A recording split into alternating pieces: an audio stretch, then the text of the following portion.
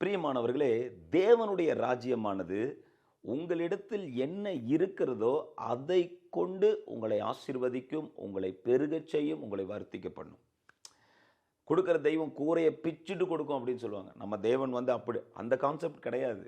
புரியுதுங்களா? தேவனுடைய ராஜ்யமானது what you have in your hands. உங்களுக்கு என்ன தொழில் கொடுக்கப்பட்டிருக்கிறது, உங்களுக்கு என்ன தாளந்து கொடுக்கப்பட்டிருக்கிறது, உங்களுக்கு எது அருளப்பட்டிருக்கிறதோ அந்த காரியத்திலே இறங்கி வந்து கர்த்தர் ஆசீர்வதிப்பார். நீங்கள் பேதுருக்கு பாருங்களேன், மீன் பிடிக்கிற பிஸ்னஸ், அதுதான் அவருடைய பிஸ்னஸ். நைட்லாம் பிரயாசப்பட்டார், கிடைக்கல. அதிலே தேவனுடைய ராஜ்யம் இறங்கி வந்தது. ஆண்டவராக இயேசு வந்தார், அந்த படகு அமிழத்தக்கதாக மீன்களால் நிரப்பப்பட்டது. உன்னிடத்தில் என்ன உண்டு? பேதுருவின் இடத்துல அந்த படகு மட்டும்தான் இருந்தது.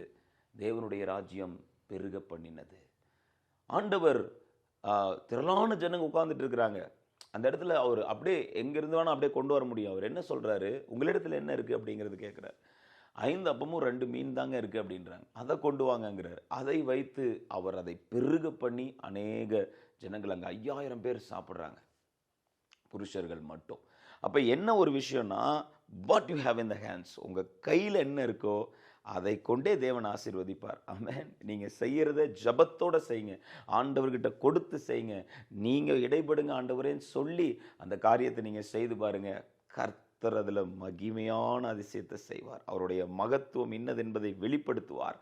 தேவனுடைய ராஜ்யத்தின் மகிமை உங்களுக்கு வெளிப்படும். ஆதாமனுடைய சாபம், ஆதாம் மேலே இருந்த அந்த பாவம், அவர் மூலமாக பூமியில் இருக்கிற எல்லாருக்குள்ளேயும் ஒரு பாவம் அந்த கிரியை செய்ய ஆரம்பித்து சந்ததி சந்ததியாக தொன்று தொட்டு வர ஆரம்பிச்சிருச்சு. ஆனால் கிறிஸ்து இயேசுக்குள்ளே இருக்கிறவர்களுக்கு அந்த பாவத்தின் கூர் உடைக்கப்படுகிறது. கிறிஸ்து இயேசுவின் மூலமாக ஆசீர்வாதங்கள் வருகிறது. ஆமாம், அதை நீங்கள் நன்றாக உணர முடியும், அதை பெற்றுக்கொள்ள முடியும். அந்த பாவமும் அந்த சாபமும் உங்களை தொடாமல் மேற்கொள்ளாமல் விசுவாசிக்கிறவர்கள் இடத்தில், கிறிஸ்து இயேசுவின் மேல் விசுவாசம் உள்ளவர்களிடத்திலே அந்த பலத்த கர்த்தருடைய வல்லமை வெளிப்படும், உங்களை பெருகச் செய்யும். எனவே இயேசுவை விசுவாசிங்க.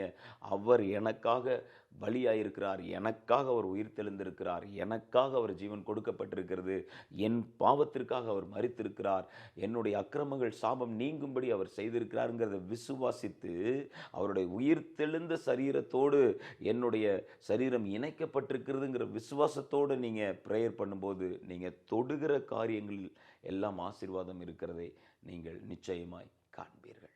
ஆமென். God bless you.